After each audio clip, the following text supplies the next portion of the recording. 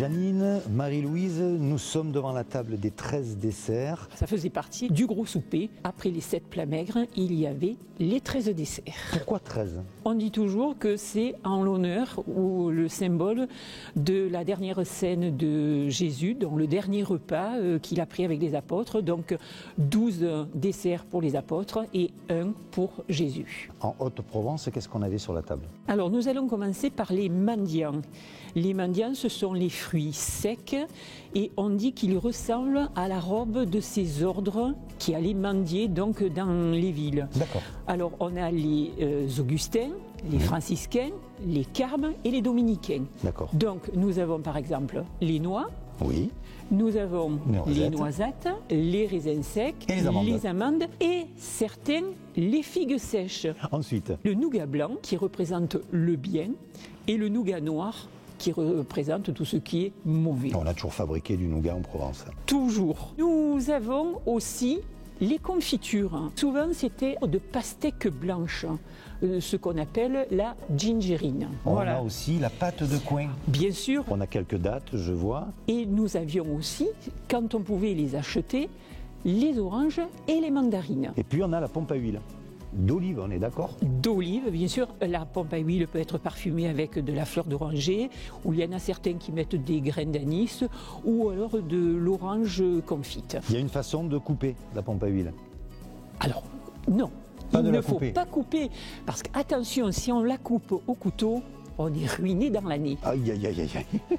On va la rompre, comme Jésus a partagé le pain.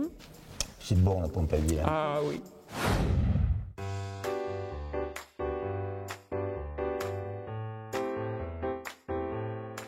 Thierry, nous avons fabriqué une pompe à huile.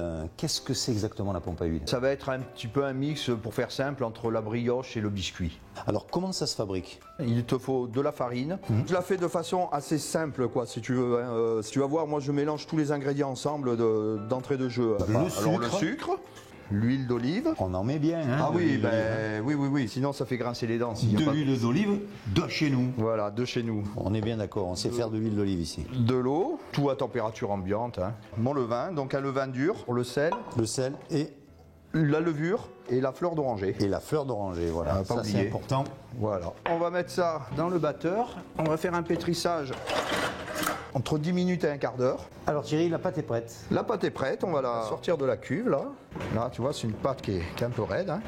Voilà, donc là, quand tu la tires là, elle se déchire un petit peu parce que là, elle a pas de fermentation. Il va falloir la laisser fermenter, quelques heures. Allez, on va pouvoir reprendre cette pâte là, gentiment là. Alors, on va faire une petite boule, sans trop la travailler. Un petit peu de farine au rouleau. Voilà. Voilà, après tu donnes 2 coups comme ça au milieu et là on va mettre ça encore une fois en chambre de pouce. Combien de temps? Bon, entre 1 heure et 2 heures. Ah ben voilà. Oh, c'est parti, alors à la cuisson. Allez, un four à 200 degrés, une dizaine de minutes. Ça sent bon. Ouais, on en mangerait. Thierry, on va déguster? Allez, on va Allez. déguster, ouais. Tu rompes? Je romps. Ça y est, voilà, on goûte. Elle a de la souplesse et puis du croustillant aussi. Elle est super bonne. Ben merci. Merci à toi, merci de ton accueil. Et puis, on va se retrouver hein, dans... Les toqués du Sud. Eh ben,